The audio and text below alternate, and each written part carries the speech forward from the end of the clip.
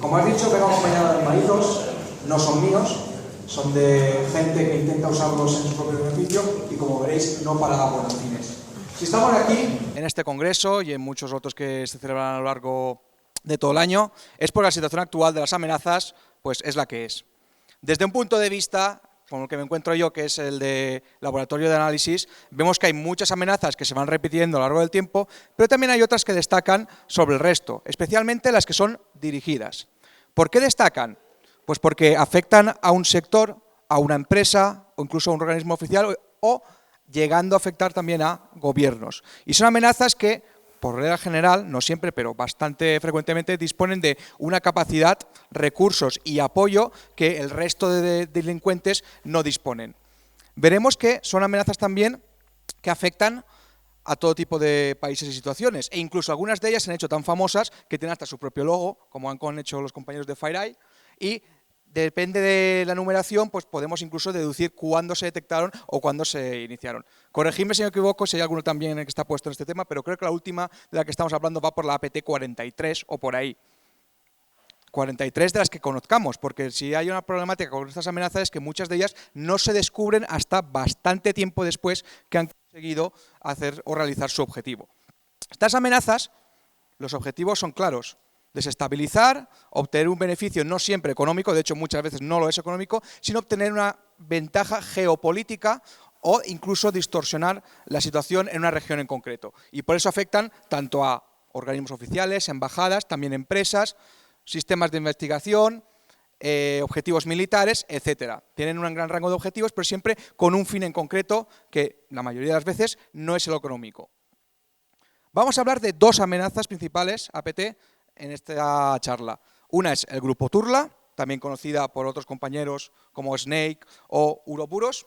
Veréis que hay varios nombres que se modifican porque somos varias las empresas de seguridad que detectamos estas amenazas, incluso compartimos información, pero cada una le pone un nombre. Entonces, pues yo puedo llamarlo Turla, los compañeros de Kaspersky le pueden llamar Uroburos, los compañeros de Symantec le pueden llamar de otro nombre, etcétera. Pero al final estamos hablando de lo mismo. Esta amenaza pues tiene víctimas bastante potentes, entre las que encontramos el Departamento de Defensa de los Estados Unidos, el Organismo de Asuntos Exteriores alemán o la propia Unión Europea. Aunque aquí hay que matizar, porque no se sabe a ciencia cierta si se afecta a todos los países o a algunos países en concreto. Sí que vemos repeticiones en cuanto a objetivos muy claros. Normalmente todos aquellos que vayan de Centro Europa hacia el este. ¿Por qué? Vamos a intentar averiguarlo. La cronología de Turla es bastante extensa. De hecho, nosotros la empezamos a datar en 2009, cuando descubrimos las primeras compilaciones de este código malicioso. A partir de esa fecha vimos cómo empezaron a salir diferentes versiones con nuevas capacidades, etcétera. Pero analizando el código e incluso en cuenta algunas de las técnicas utilizadas, algunos investigadores, los que se encuentran algunos compañeros míos, la empiezan a datar no en 2009, sino en 1996. ¿Por qué? Porque hemos visto que utilizaban parte de un backdoor llamado Loki, que se publicó en una e-cine de aquella época, y que parte de ese código sigue permanente en este código de Turla. Si os dais cuenta, estamos hablando de código de hace 22 años, que ha sido reutilizándose o servido de inspiración para amenazas que actualmente se están considerando como avanzadas. No sé cómo de avanzado puede ser un código que se lleva reutilizando 22 años o si ahí realmente hay un fallo serio en la detección o incluso en la mitigación de este tipo de ataques. Los ataques multifase es algo que vemos presente en casi todas las amenazas de este tipo. Hay una primera fase de reconocimiento, en la que se detecta el objetivo, los puntos débiles por donde entrar.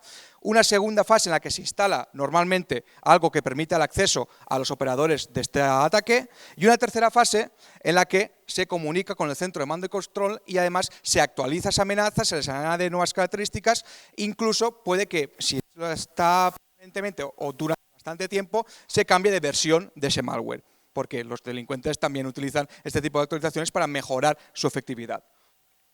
Vectores de ataque, aquí empiezan las sorpresas. ¿Por qué? Porque vemos cómo en la primera fase, la de intentar infectar y de reconocimiento, se utilizan vectores de ataques muy clásicos, como puede ser el email. email con, por así decirlo, asuntos bastante interesantes, como pueden ser información de la OTAN, situación de la guerra en Siria o cualquier otra información geopolítica que pueda ser de interés para el objetivo en concreto.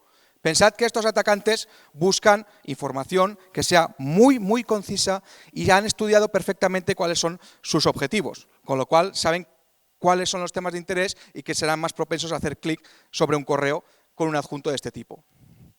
También utilizan técnicas tampoco muy novedosas, pero igualmente efectivas, como son los abrevaderos, conocidos en inglés por watering hole.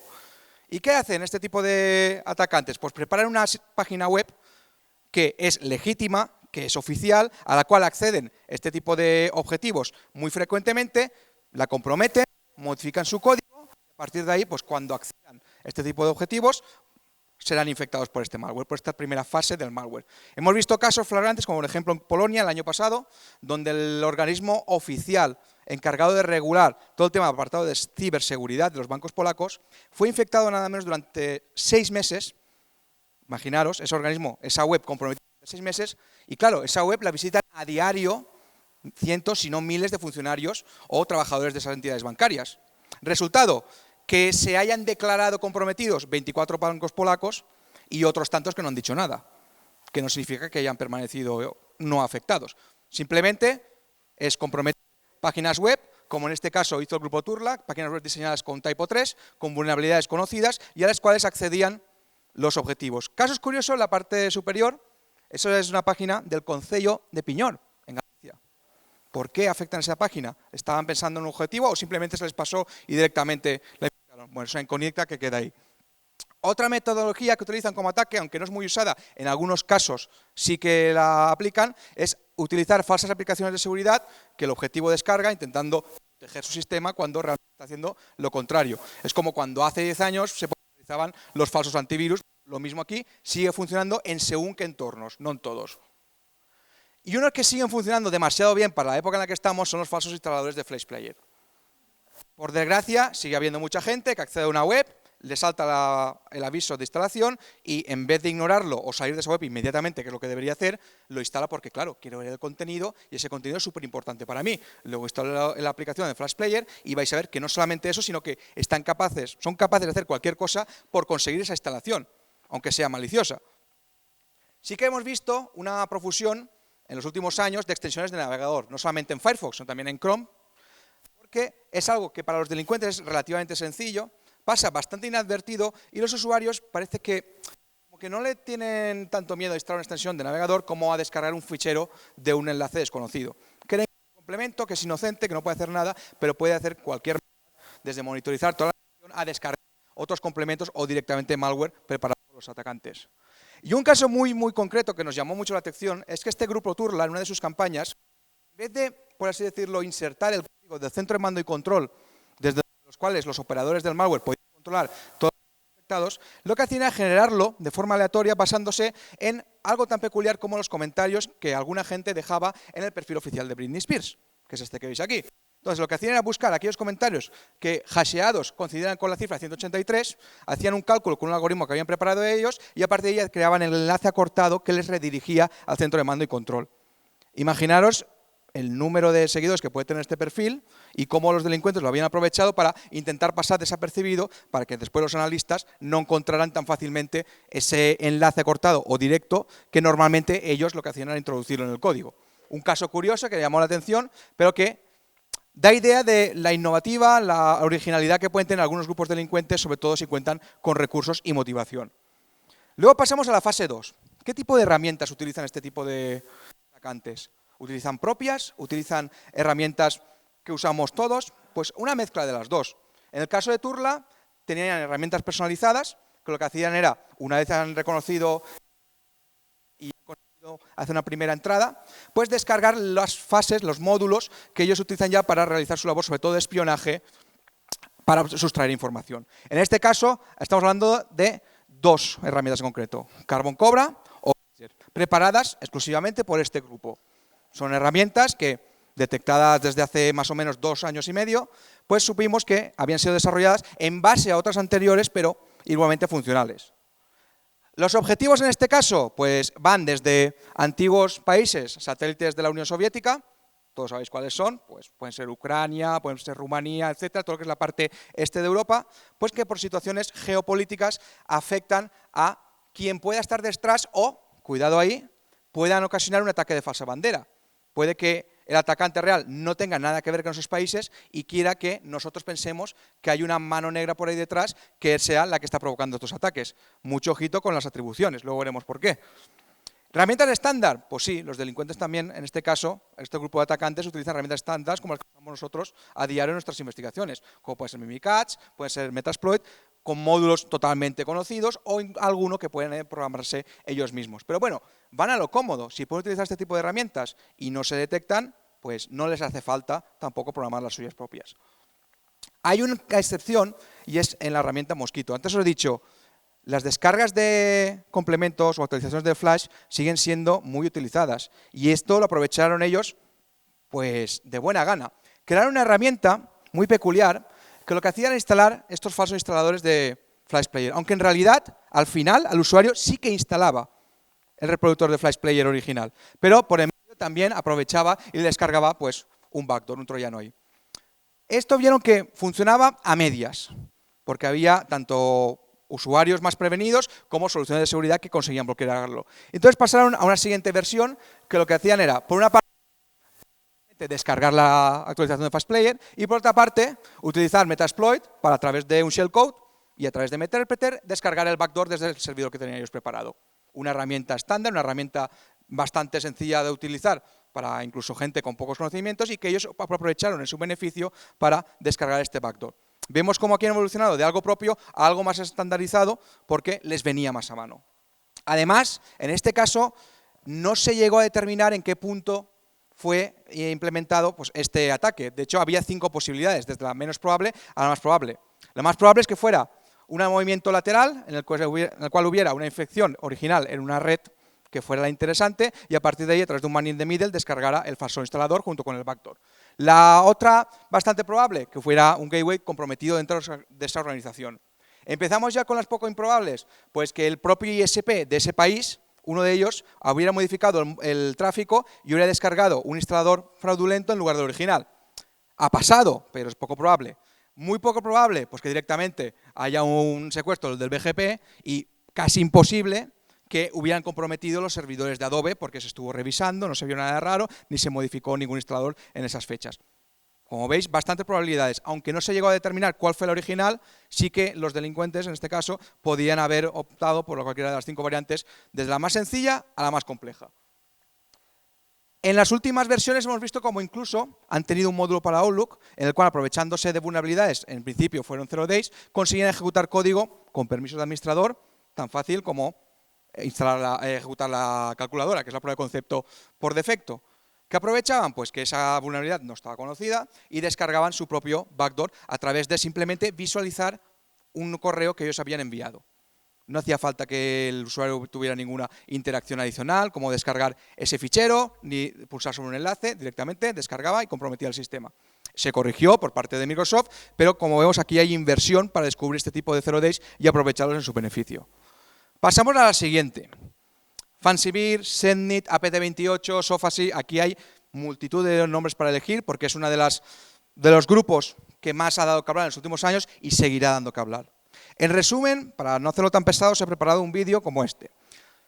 En este vídeo vais a ver cuáles son sus objetivos y cómo actúa, y vais a ver las coincidencias. Estamos hablando de un grupo que nosotros mencionamos como SendNet, es un grupo de gente altamente especializada y que normalmente suele pasar bastante desprevenido. Entre sus objetivos están pues, el Departamento Nacional Demócrata, el Parlamento Alemán y la TV5 Monde. En este caso, vemos que como objetivos tienen a varios diversos. Tienen a objetivos políticos, ¿vale? Partidos políticos, sistemas de información e instituciones financieras. Además, también afectan a instituciones globales, como pueden ser pues, la ONU, la OTAN, etc. No digamos que no hace tanta descripción, incluso también a lo que son, pues, por ejemplo, la FIFA, la Asociación de Atletismo, etc. ¿Cómo se propagan? Pues a través de correos electrónicos, pues puede ser a través de un adjunto, como hemos visto antes, se descarga el adjunto, se compromete el sistema. Pues a través de un enlace, abres el correo, ves el enlace, haces clic, descargas algo desde un servidor remoto, comprometido el sistema. O también, en algunos casos, podemos ver cómo se baja desde a través de documentos en Google Docs, o incluso intentan hacer casos de phishing, que es lo que pasó al Partido Demócrata cuando perdió las elecciones a costa de esa filtración. Vemos cómo también tiene un malware de primera fase, que hace un reconocimiento, analiza cuáles son los posibles objetivos, hasta que localiza cuál es el que le interesa. A partir de ahí se activa la segunda fase del malware, que es la que intenta comprometer el sistema o realizar movimientos laterales en la organización para conseguir exfiltrar ellos esos datos que le interesan al atacante. Recopila esa información y la envía a los atacantes. ¿Cómo? Pues ahí hay sistemas de exfiltración que intentan saltarse las medidas de seguridad y pues así traspasar toda esta información que pasa a ser utilizada de forma pues ilegítima, obviamente, ilegal y comprometiendo. En algunos casos incluso se ha visto que el grupo SENNIT, una vez ha conseguido infectar una máquina, lo que hace es un escaneo para infectar más máquinas de la red, aunque no vaya a utilizar la información, y así que actúen como propagadores de la infección, para que sea más difícil de eliminar. A partir de este punto, pues hemos visto como partidos de políticos, caso de Hillary Clinton en las recientes elecciones, también casos de, por ejemplo, grandes empresas, y en resumen estamos ante un grupo que pues, tiene muchos recursos, tiene una capacidad operativa brutal en comparación con otros grupos de cibercriminales y que tienen bastante inventiva a la hora de modificar sus estrategias. Como hemos visto, objetivos no precisamente pequeños, objetivos que pues, son una representación bastante importante de tanto medios de comunicación como partidos políticos, como instituciones tanto financieras como organismos de un país en concreto. El caso de Alemania es uno, pero hay muchos más que o bien no se han hecho públicos o afectan de igual manera. En cuanto a las herramientas, vemos algo parecido al caso de Turla. Tienen herramientas propias y de terceros. Incluso algunas de las que se filtraron cuando los amigos de Hacking Team tuvieron el fail enorme de esa filtración de hace unos años, en el cual todo el mundo tuvo acceso a sus herramientas. Ellos las aprovecharon, modificaron obviamente aquellas que más les interesaban para así no caer o no ser detectados tan fácilmente y las siguieron empleando en sus ataques. Casos, repetimos, vectores de ataque inicialmente sencillos, pero que siguen funcionando aún a día de hoy. El email. Estos casos son emails reales que se utilizaron, por ejemplo, en campañas como la que hemos dicho, del Partido Demócrata, o en elecciones como las recientes en Francia que hubo el año pasado. Son emails con un enlace o con un adjunto en el cual interesa que la víctima pulse sobre ellos o los ejecute para que se ejecute o se descargue algo malicioso en su sistema. Vemos también cómo se utilizó, aparte de un email a un entorno corporativo, el uso de Gmail. ¿Por qué? Porque conocían cómo algunos de sus objetivos hacían un uso y un abuso, incluso por así decirlo, de esta plataforma. Porque no es de recibo que un eminente o importante alto cargo del Partido Demócrata Americano utilice para sus comunicaciones privadas, con sus otros representantes, una plataforma como Gmail, que pueda ser más o menos segura, pero que personalmente yo no utilizaría para ese tipo de comunicaciones. ¿Qué hicieron? Le plantaron un caso de phishing, le robaron las contraseñas, no tenía activado el doble factor de autenticación, algo muy útil, y accedieron a todas las comunicaciones, entre ellos los emails que se filtraron con Hillary Clinton. Eso, algo tan sencillo de hacer por cualquiera de vosotros, les costó unas elecciones al Partido Demócrata y ahora todos sabemos quién está en la Casa Blanca. Las campañas y los horarios. Aquí empezamos con el tema de las atribuciones y es algo que creo que debemos dejar en claro. Las empresas de seguridad estamos para proporcionar información sobre los ataques. ¿Quién ha sido o quién puede estar detrás o qué puede haber pasado? Pues son preguntas que muchas veces nos hacen los periodistas. Y yo lo que respondo es que esa atribución no es cosa mía. Es cosa de las fuerzas y cuerpos de seguridad que con esa información ya decidirán quién hay detrás. Podemos proporcionar temas como, por ejemplo, las campañas, cuándo se producen, en qué fechas, si coinciden con fines de semana, o, por ejemplo, en días concretos como viernes o lunes, por algún motivo especial, qué tipo de ficheros están utilizando para propagarla, o en qué horario se producen las compilaciones de las diferentes versiones del malware. Por ejemplo, en este caso, las utilizadas por Fancifear coinciden más o menos con el horario de trabajo de GMT+3, horario de Moscú, pero eso no significa que Rusia esté detrás. Yo no hago la atribución, yo digo que hay esta información, que es lo que me dice el malware que acabo de analizar, y a partir de ahí las fuerzas y cuerpos de seguridad sacarán sus conclusiones diciendo, pues sí, puede que estén detrás o no, puede que se trate de un ataque de falsa bandera de alguien que quiere acusar a un país en concreto y así salirse él con su plan. Y si no, mirad ahora quién es el patito feo, aparte de Rusia, Todas las culpas a por Corea del Norte. Nuestro amigo norcoreano debe estar hasta orgulloso de su superejército, porque si bien tiene capacidades, a veces se le atribuyen algunas que dices, igual no llegan a tanto. Así que con las atribuciones, mucho cuidado. En el caso de herramientas propias, el grupo Offensive ha sido, si no el que más, uno de los que más ha desarrollado. Ya no solamente herramientas para las diferentes fases, sino también herramientas que se actualizan o incluso mejoran o sustituyen a versiones anteriores. Tiene herramientas tanto para la fase de identificación del objetivo, tanto para la fase de descarga del propio malware, así dicho, como el propio troyano o backdoor que se instala en esas máquinas. Y eso les hace un grupo muy capaz, les hace un grupo que es muy adaptable, muy versátil y que con sus objetivos tiene muy claro que van a ir a por todas. Y por desgracia para nosotros, recursos no les faltan. El ejemplo, uno más cercano, pues el de las elecciones francesas del año pasado. Email como este fueron recibidos por candidatos o personajes importantes de ambos partidos principales, en los cuales se les informaba, en este caso, por ejemplo, información sobre la política exterior de Donald Trump, todos sabemos que es excelente, a través de un fichero Word.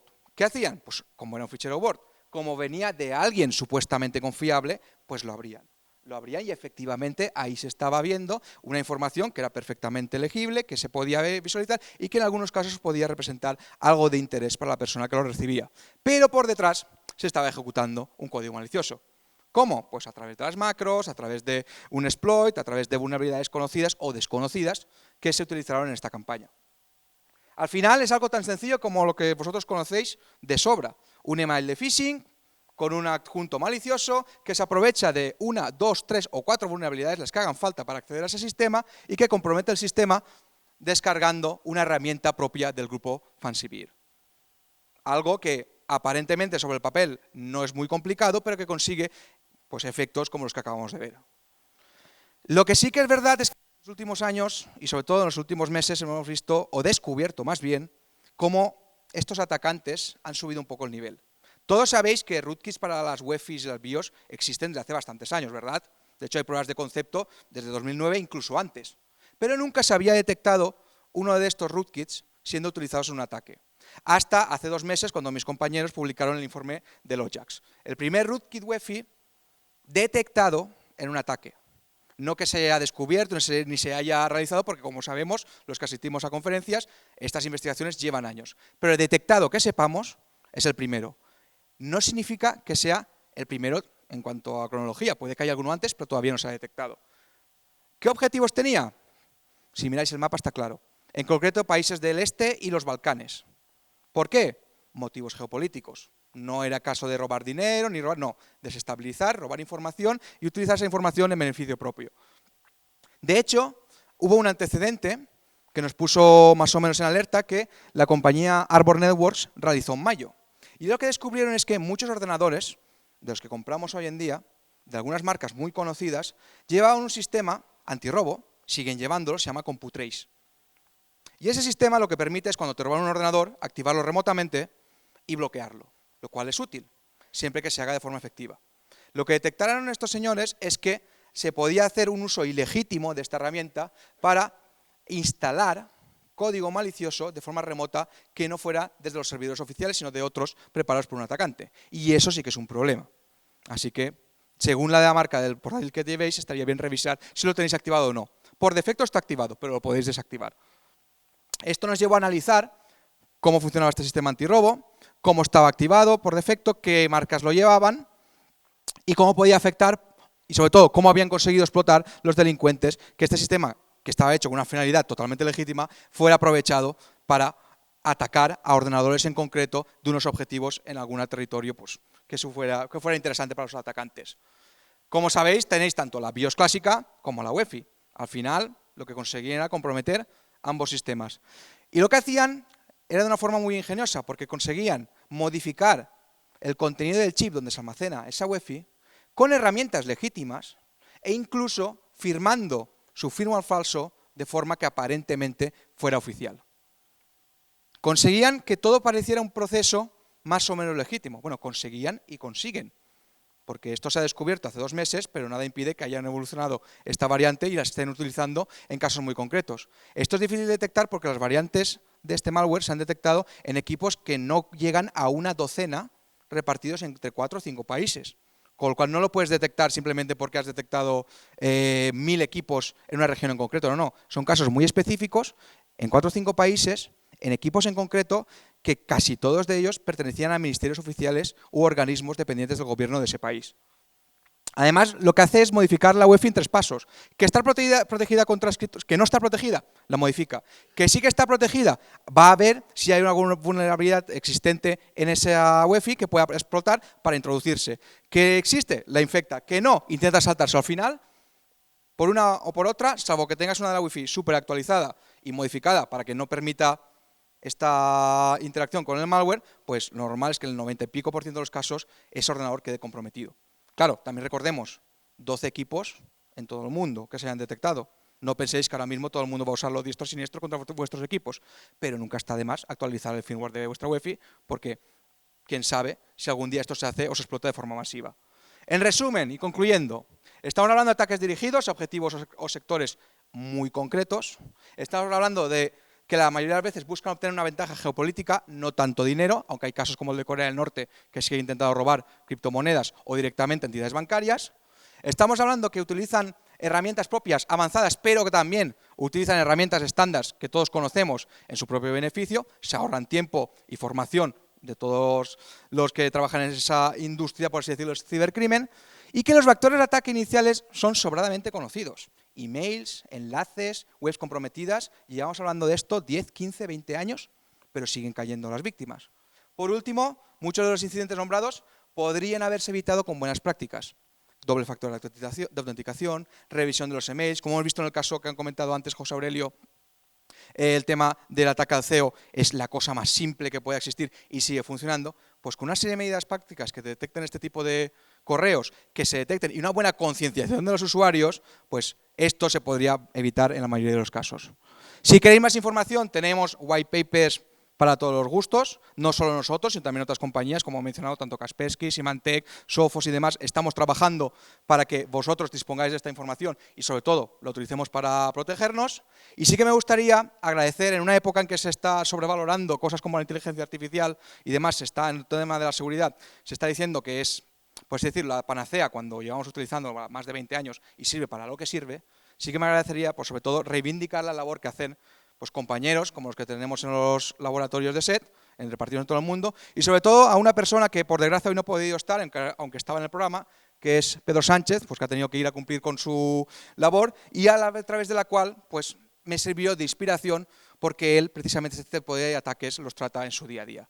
Así que muchas gracias. Si tenéis alguna pregunta me pilláis después porque estamos muy pillados de tiempo y nos vemos en la próxima.